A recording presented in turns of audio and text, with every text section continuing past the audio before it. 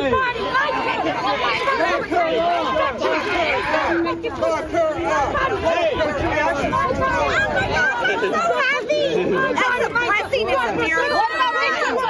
It is so wonderful. And I think we have to worry about the radical left. They're the ones that are going to perform an insurrection here at the Supreme Court. We got to protect women. Ruth sent us as a domestic terrorist group. So is James.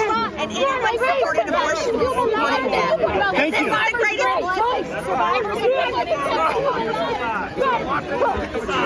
Move to the side. Ma'am, move to the side. Move to the side. Okay, yeah, go for it. Go.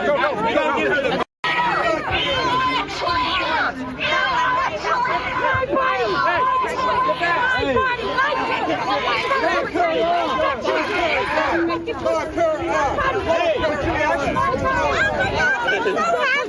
I mean, she's surrounded by cameras. I mean, like, okay, you know, what a wow, we really got her.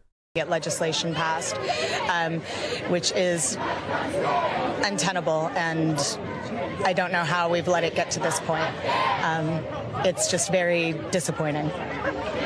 Thank you so much for sharing your thoughts. And to Michelle's point there, talking about women dying, that's a repeated thing I've heard from people here who had strongly supported the right to an abortion. I just met this woman, Hannah, who is 66 years old. She said she was in high school when Roe v. Wade initially passed. And prior to that, she had heard stories in her home state of Washington where girls had disappeared looking to get abortions, stories of knitting needles, some very graphic stories. And she expressed such disappointment in knowing that the country, in her mind, could be going back to that. And she also elaborated, saying that she hopes that, if anything, this is what drives people to vote in the midterms come November. Lester. All right, Maura, thanks. Watching those crowds outside the Supreme Court. Let's go to our chief White House correspondent, Peter Alexander. Peter, we should be hearing from the president very shortly here. Yeah, that's right. We expect to hear from him about 20 minutes from now at 12:30 in the Cross Hall inside the White House residence. When we're done with this conversation, I'm going to head inside in anticipation that the president may take reporters' questions. But I have to tell you, I've been inside the West Wing at points over the day, and for a lot of members of this White House staff, this was a gut punch in many ways. They anticipated this ruling, though they didn't think it would come as early as today. But in the words of one aide, they described it as a heavy day and a devastating decision. We've yet to hear from President Biden, though we will hear from him shortly. But top Democrats have already described this, in the words of Chuck Schumer, as being one of the darkest days in our country's history. Nancy Pelosi describing this ruling as a slap in the face to women in this country. So just gives you a little bit of a sense of where they are on this. There's been a lot of pressure on the president from abortion rights advocates to announce plans, what he can do through executive actions to help try to expand access to reproductive health care right now. His ability is certainly limited. Biden is personally anti-abortion. Maybe he'll be really happy. Yeah.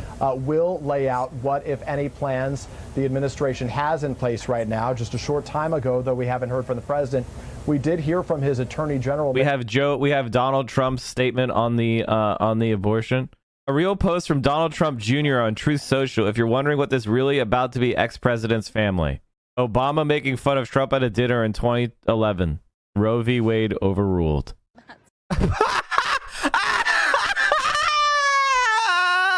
Fucking libs are hilarious. They won't even prosecute a fucking underling, let alone Donald Trump. Get the hell out of here, you fucking loser lib. Medication, and there's new reporting that also indicates that nearly 1 in 4 women in this country by the age of 45 will have had an abortion. You've seen the public polling, Lester. Right now, about 60% of Americans, according to the most recent NBC News poll, believe that abortion should be legal or mostly legal. About 37% say that abortion should be illegal, either with exceptions or without exceptions. And one of the biggest concerns for the White House right now is as it relates to those who are most likely to be most impacted by this. That is, people who are poor, low-income individuals, individuals from minority communities. Specifically right now, even before the Roe v. Wade ruling today in parts of the South and the Midwest, access to an abortion was already a struggle for many of those individuals who had limited access to clinics, and due to restrictions that existed in many of those places, including and sometimes from insurance coverage and beyond. So we anticipate that the president will be laying out in some form what, if anything, he plans to do here. He'll be speaking on camera. We have Senator Manchin. Yeah, I already replied to Senator Manchin's tweet. If you go to my tweets and replies, I replied to Senator Manchin. I'll read it for you. Hold on, let me find it because I've been tweeting a lot. I have to scroll. Oh fuck. Oh shit. Oh fuck. I've been rage tweeting while streaming. You shouldn't do that, chat. You should be focusing on your stream. But I'm also rage tweeting. I feel like yelling at all 4,000 of you is not enough. I have to yell at more people in another platform at the same time. I can't, like, 4,200 people watching me. I'm also going to yell at my Twitter followers. My statement on the decision by the Supreme Court of the United States to overturn Roe v. Wade. I am deeply disappointed that the Supreme Court has voted to overturn Roe v. Wade. It has been the law of the land for nearly 50 years and was understood to be settled precedent. I trusted Justice Gorsuch and Justice Kavanaugh when they testified under oath that they also believe Roe v. Wade was settled legal precedent, and I am alarmed that they chose to reject the stability the ruling has provided for 2 generations of Americans. As a Catholic, I was raised pro-life and will always consider myself pro-life, but I've come to accept that my definition of pro-life may not be someone else's definition of pro-life. I believe that exceptions should be made in instances of rape, incest, and when the life of the mother is in jeopardy. But let me be clear, I support legislation that would codify the rights of Roe v. Wade previously protected. I am hopeful Democrats and Republicans will come together to put forward a piece of legislation that would do just that. And then I replied, seems like they lied to you. Are you going to overturn the filibuster yet? Thank you, Altab Dad, for the 10 gifted subs, and thank you, Phil Aesthetics, for the 5 tier ones. Thank you, everybody, for supporting the stream. It really helps a lot. I'm trying to reach, we have a hype train going. Thank you, everybody, for supporting the stream. I'm trying to reach, oh yeah, no. This is the next meme number. 4420. 4420 subs is the meme number. That's the one we're going for. Anytime the right accomplishes something from their fascist agenda, I receive a text message from the DNC asking for money. Yes, because that's all they're good for. Buying boats for DC consultants. That's it. Birth control. Wow. Wow. Birth control. Wow. That's praxis. Wow.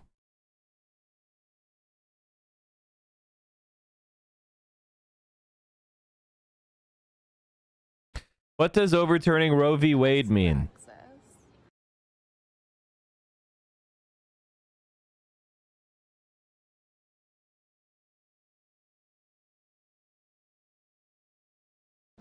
Devastating, and we're going to see utter chaos in the days.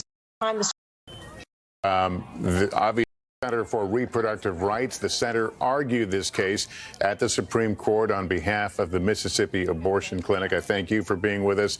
Obviously, the decision we see today mirrors what we saw in that draft back in May. So clearly, you were prepared for this moment. Thank you, Marble Honey. Thank you. Well, it's devastating nonetheless. I mean, the court in its decision today turned its back on the rule of law. It turned its back on women. It has set back women's rights for more than 50 years. And it's taken away a personal liberty. And it's the first time the Supreme Court has ever done that. So the consequences of today's decision are going to be swift and devastating. And we're going to see utter chaos in the days and weeks ahead. And there is this sense of mobilization, of not laying down, of fighting going forward. But for the time being, what happens in the fight for abortion rights? Well, I think you're going to see incredible mobilization. I mean, today you're going to see people coming out across the country. I think you're going to continue to see that. For those of us who work on law and policy, this is not the end of the story. There are 3 branches of government, so we'll be looking both to the Congress, the Women's Health Protection Act. Congress can fix this. We'll be looking to the Biden administration to do what it can within its powers to preserve access to abortion care. And we'll be looking to the states. Every state has its own constitution and its own laws and can protect access. And we have litigation going on right now on state constitutional protections for abortion rights. And we'll also be seeking to not let those trigger laws go into effect, which purport to be able to have Roe versus, with Roe versus Wade's overturning, to have abortion immediately banned. We'll be looking to every single legal lever to stop this horrific situation from going into effect. Nancy, my colleague Chuck Todd has a question for you. Nancy, I want to follow up on that. Let's get specific here. There are a couple of actions that some folks are looking to the Biden administration that they think is possible are within his power. One is figuring out a way to the so-called abortion pill, making sure that that's available widely.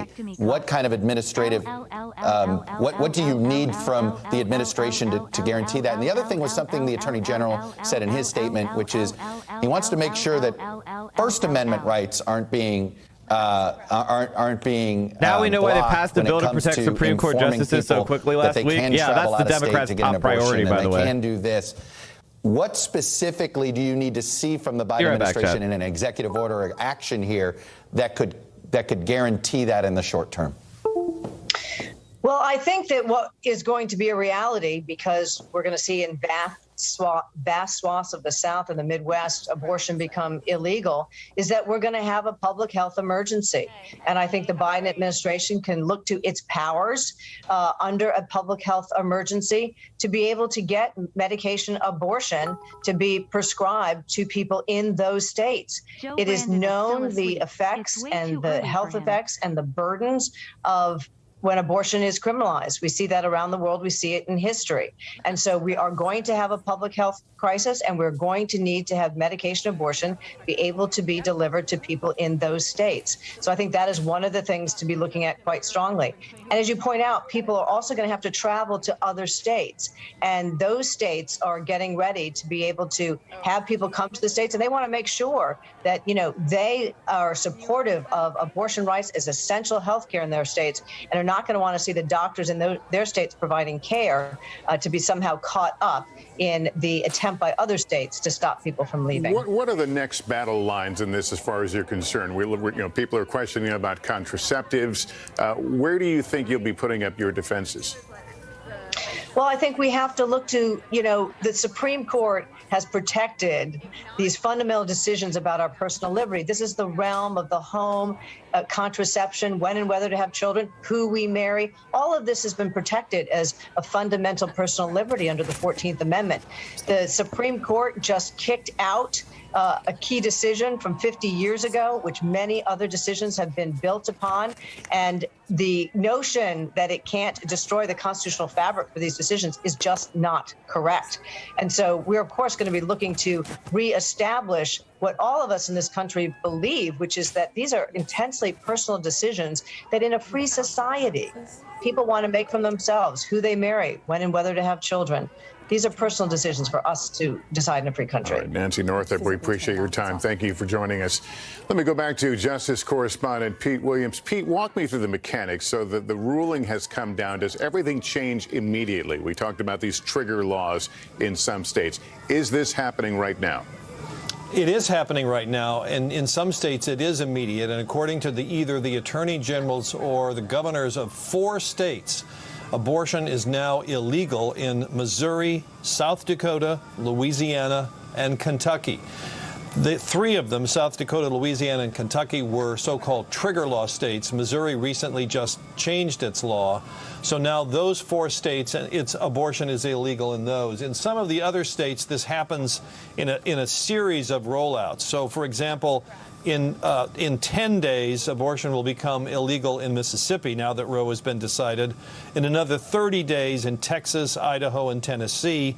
And then in the rest of the 13 trigger law states, it will become illegal. And we think, Lester, that eventually, within the next several months, abortion will be illegal in roughly half the country, in 24 states.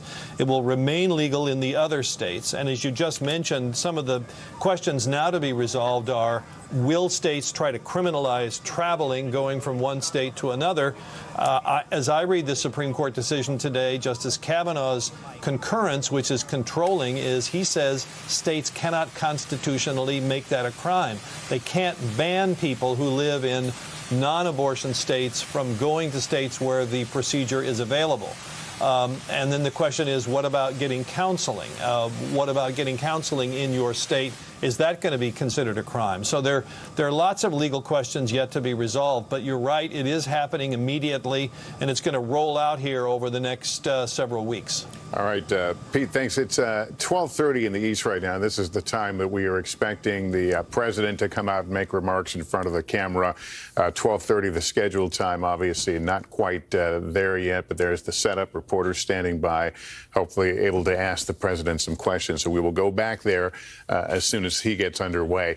Meantime, Blaine Alexander is in Jackson, Mississippi, where the state's only abortion clinic is located. It's the very same clinic that went to court to challenge the Mississippi abortion ban at the heart of today's decision. Blaine, what are you hearing today? That's what you get for not being a sub. No credit. Well, Lester, that clinic is only about a mile or so away from where I'm standing. Okay, we have a Kevin McCarthy. Our work is far from done. As encouraging as today's decision is, our work is far from done. Americans remain one of only 7 countries on earth that allow elective abortions in the 3rd trimester. Of those 7 countries that America is one of them, there's 2 others, China and North Korea. That is radical. The House Democrats continue to support it against the wishes. Thanks for the level 5 hype train, chat. As encouraging as today's decision is. There you go. They're going to try to ban abortions at the statewide level. Okay, we're not at 40. I don't know why I put 44, 420 twice. Or 43, like 11 or something. Got a ways to go yet.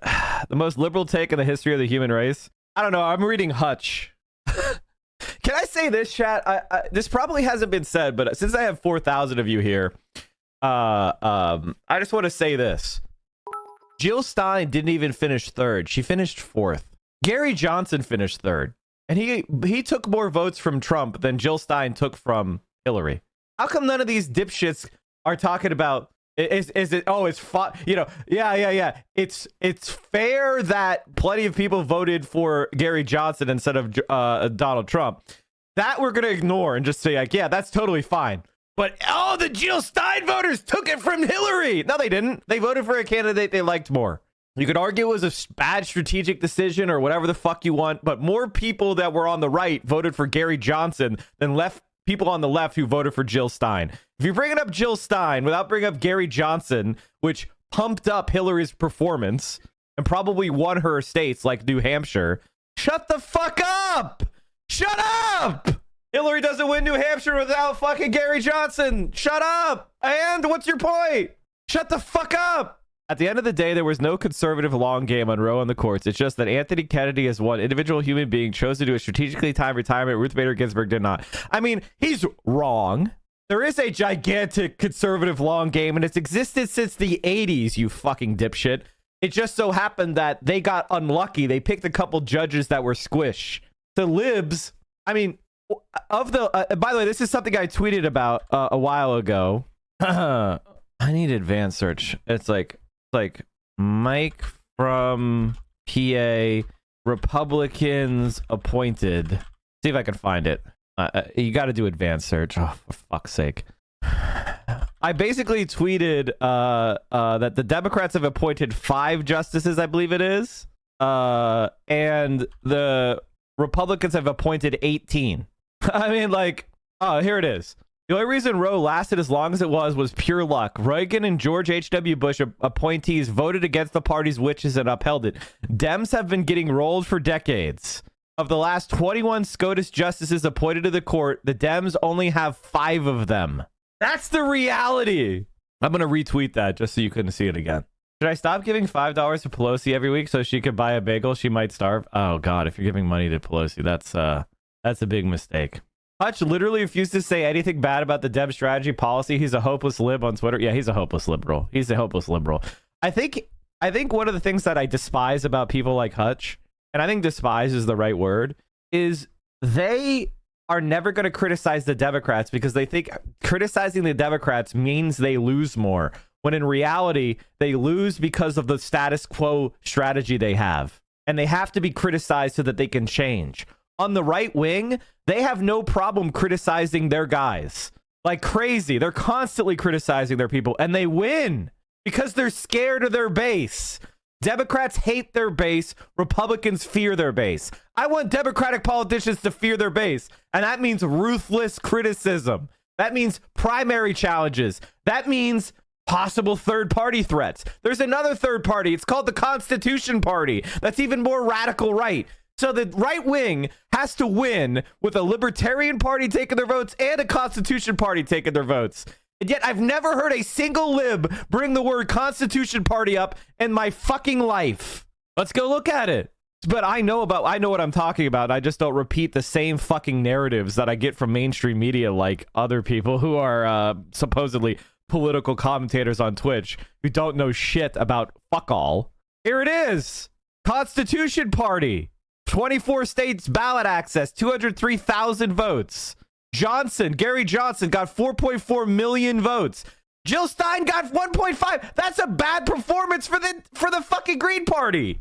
They usually do way better than that. 1% is terrible. Hillary was just a bad candidate, dude. Biden speaking? Okay, where's the link? Thank you. We're only 1 minute late. Today is it's not hyperbole to suggest a very solemn moment. Today, the Supreme Court of the United States expressly took away a constitutional right from the American people that it had already recognized. They didn't limit it, they simply took it away. That's never been done to a right so important to so many Americans. But they did it. It's a sad day for the court and for the country. 50 years ago, Roe v. Wade was decided and has been the law of the land since then. This landmark case protected women's right to choose, her right to make intensely personal decisions with her doctor, free from the interference of politics. It reaffirmed basic principles of equality. Thank you, everybody. Women have the power to control their own destiny. And it reinforced a fundamental right of privacy, a right of each of us to choose how to live our lives. Now, with Roe gone, let's be very clear. The health and life of women in this nation are now at risk. As chairman and ranking member of the Senate Judiciary Committee, as vice president and now as president of the United States, I've studied this case carefully. I've overseen more Supreme Court confirmations than anyone today, where this case was always discussed. I believe Roe v. Wade was the correct decision as a matter of constitutional law and application of the fundamental right to privacy and liberty in matters of family and personal autonomy. It was a decision on a complex matter that drew a careful balance between a woman's right to choose earlier in her pregnancy and the state's ability to regulate later in her pregnancy. A decision with broad national consensus that most Americans of faith and backgrounds found acceptable, and that had been the law of the land for most of the lifetime of Americans today. And it was a constitutional principle upheld by justices appointed by Democrat and Republican presidents alike. Roe v. Wade was a 7-2 decision, written by a justice appointed by a Republican president, Richard Nixon. In the 5 decades that followed Roe v. Wade, justices appointed by Republican presidents from Eisenhower, Nixon, and Reagan, George W. Bush, were among the justices who voted to uphold the principles set forth in Roe v. Wade. It was 3 justices named by one president, Donald Trump, who were the core of today's decision to upend the scales of justice and eliminate a fundamental right for women in this country.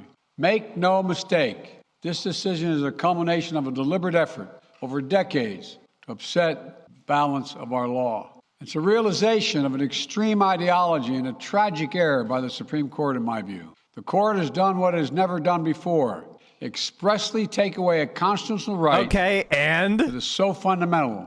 What are you going to do about Americans? What about the Supreme Court? Is it still valid? Should we still support its rulings? To do so will have real and immediate consequences.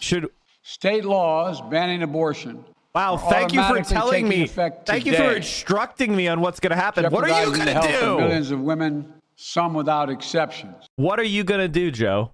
Thank you for instructing me. I could go watch a reporter for what it's going to do. What are you going to do? The man with the power. I don't give a shit. I could be instructed by anyone. There's a million people that could instruct me. There's one president. What are you going to do, buddy? What are you going to do? So extreme that women could be punished for protecting their health. So extreme that women and girls were forced to bear their rapist's child. With the child, a consequence. It just stuns me. So extreme that doctors will be criminalized for fulfilling their duty to care. Imagine having a young woman have to carry the child of incest as a consequence of incest. No option. Too often the case. The poor women are going to be hit the hardest. It's cruel. In fact, the court laid out state laws criminalizing abortion that go back to the 1800s as rationale. The court literally taking America back 150 years. This is a sad day for the country, in my view, but it doesn't mean the fight's over. Let me be very clear and unambiguous. The only way we can secure a woman's right to choose, in the balance that existed, is for Congress to restore the protections of Roe v. Wade as federal law. No executive action from the president can do that. And if Congress, as it appears, lacks the votes to do that now, voters need to make their voices heard. This fall, we must elect more senators and representatives who will codify women's right to choose into federal law once again. Elect more state leaders to protect this right at the local level. We need to restore the protections of Roe as law of the land. We need to elect officials who will do that. This fall, Roe is on the ballot. Personal freedoms are on the ballot. The right to privacy, liberty, equality, they're all on the ballot.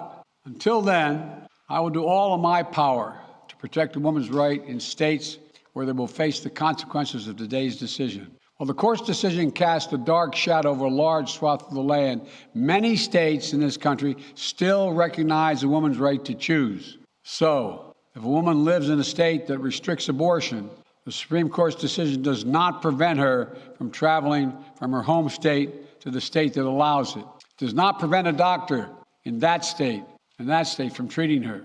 As the Attorney General has made clear, women must remain free to travel safely to another state to seek care they need. My administration will defend that bedrock right. If any state or local official, high or low, tries to interfere with a woman's exercising her basic right to travel, I will do everything in my power to fight that deeply un-American attack. My administration will also protect a woman's access to medications that are approved by the Food and Drug Administration, the FDA. By the way, do everything in his power, which will be him telling you to vote more. Do everything in his power will be vote more. You got to vote against the Republicans. Look, they're putting women in prison. Vote for more Democrats. That's what he will do. That's what he'll do. What's he going to do? Send in the fucking marshals and the FBI to do a prison break? What's your plan, man? Everything in my power. You mean do nothing? Contraception, which is essential for preventative health care. Mifepristone, which the FDA approved 20 years ago to safely end early pregnancies and is commonly used to treat miscarriages. Some states are saying that they'll try to ban or severely restrict access to these medications. But extremist governors and state legislators are looking to block the mail or search a person's medicine cabinet or control a woman's actions by tracking data on her apps she uses are wrong and extreme and out of touch with the majority of Americans. The American Medical Association, the American College of Obstetricians and Gynecologists wrote to me and Vice President Harris stressing that these laws are not based on evidence and asking us to act to protect access to care. They say by limiting access to these medicines, maternal mortality will climb in America. That's what they say. Today, I'm directing the Department of Health and Human Services to take steps to ensure these critical medications are available to the fullest extent possible. And the politicians cannot interfere in the decisions that should be made between a woman and her doctor. And my administration will remain vigilant as the implications of this decision play out. I've warned about how this decision risks the broader right to privacy for everyone. That's because Roe recognized the fundamental right to privacy that has served as a basis for so many more rights that we've come to take for granted, that are ingrained in the fabric of this country. The right to make the best decisions for your health, the right to use birth control, a married couple in the privacy of their bedroom, for God's sake, the right to marry the person you love. Now, Justice Thomas said as much today. He explicitly called to reconsider the right of marriage equality, the right of couples to make their choices on contraception. This extreme and dangerous path the court is now taking us on. Let me close with 2 points. First, I call on everyone, no matter how deeply they care about this decision, to keep all protests peaceful. Peaceful, peaceful, peaceful. Fuck you! Fuck you, loser! Fuck you, loser! Fuck you, loser! Fuck you, loser. Fuck you, loser. Fuck you, loser. I urge all of you to protest. That's what he should say. Fuck you, loser. Dangerous path the court is now taking us on. Let me close with 2 points. First, I call on everyone, no matter how deeply they care about this decision, to keep all protests peaceful. Peaceful, peaceful, peaceful. No intimidation. Violence is never acceptable. Threats and intimidation are not speech. We must stand against violence in any form, regardless of your rationale. Second, I know so many of us are frustrated and disillusioned that the court has taken something away that's so fundamental. I know so many women are now going to face an incredibly difficult situation. I hear you. I support you. I stand with you. The consequences. What?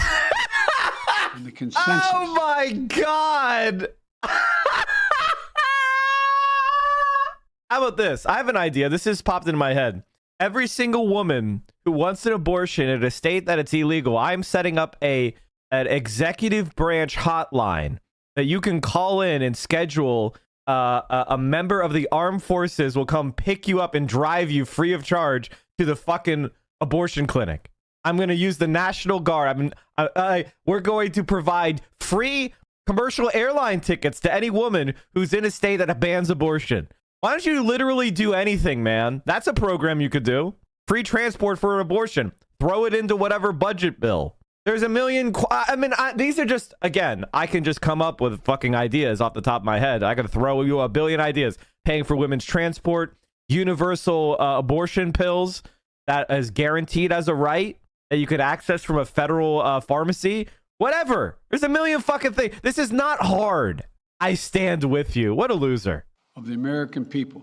They could set up abortion facilities on federal bases within the states. Liberty, Great point. Thank dignity, you for your ongoing coverage of and the difficult stability issues. of the Appreciate rule of the law. perspective and education Demand that I've Roe gained should from your not stream, have been overturned. especially on days like today. With What a this loser, decision, dude. What a fucking loser, The dude. majority of the Supreme Court shows how extreme it is. What a fucking loser, How man. far removed they are from the majority of this country. They've made the United States an outlier among developed nations in the world. But this decision must not be the final word. My administration will use all of its appropriate lawful powers, but Congress must act. And with your vote, you can act. You can have the final word. This is not over. Thank you very much. I have more to say this in weeks to come. Thank you.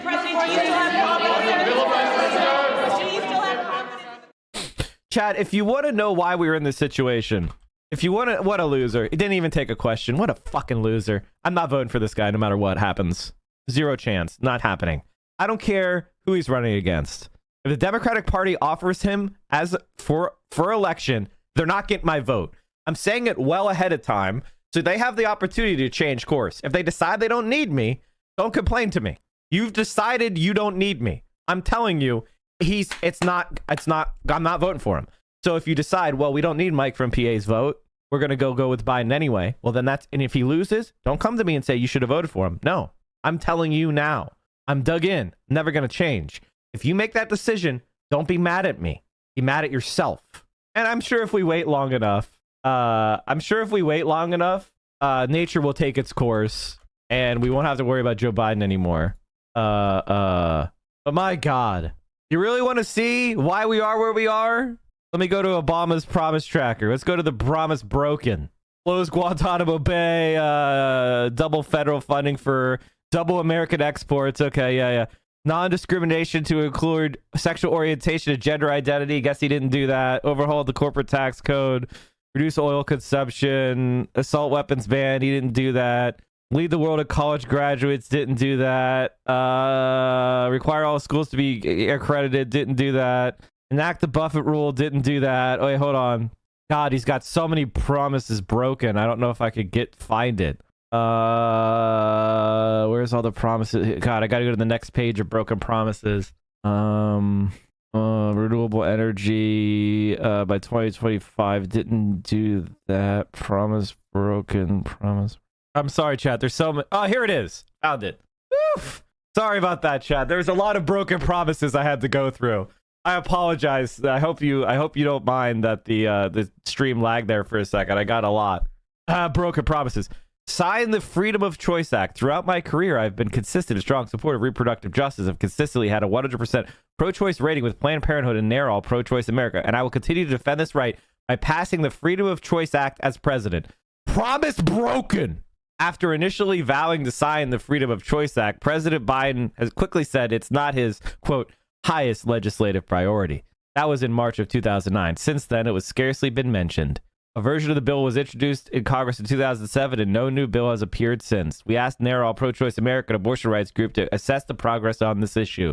Protection of Roe v. Wade in federal law remains a long-term priority for NARAL Pro-Choice America and pro-choice community. Unfortunately, the composition of Congress, including the first 2 years of President Obama's term, did not include enough pro-choice votes to pass legislation like the Freedom of Choice Act. He wrote this as a promise broken. Wow, wow, wow, wow. Here's the video.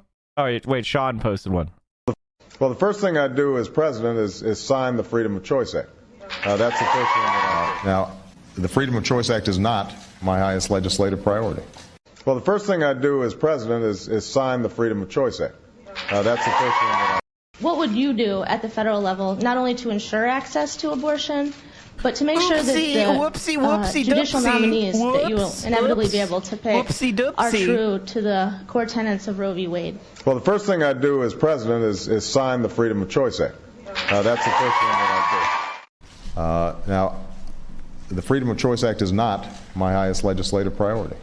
I believe that women should have the right to choose, but I think that the most important thing we can do to tamp down some of the anger surrounding this issue is to focus on those areas that we can agree on, and that's where I'm going to focus. What would you do at the federal level, not only to ensure access to abortion, but to make sure that the judicial nominees that you will inevitably be able to pick are true to the core tenets of Roe v. Wade? Oh, well, whoops. I guess I just couldn't do it. I guess I couldn't do it. I just guess I couldn't do it, Chad. I don't know what to do. I don't know. I'll stand with you. Are you watching the stream unsubbed? You're making income inequality worse. You are doing anti-praxis. We are the only Twitch stream that will not accept scam advertisers, and I will never fuck you over by selling you crap.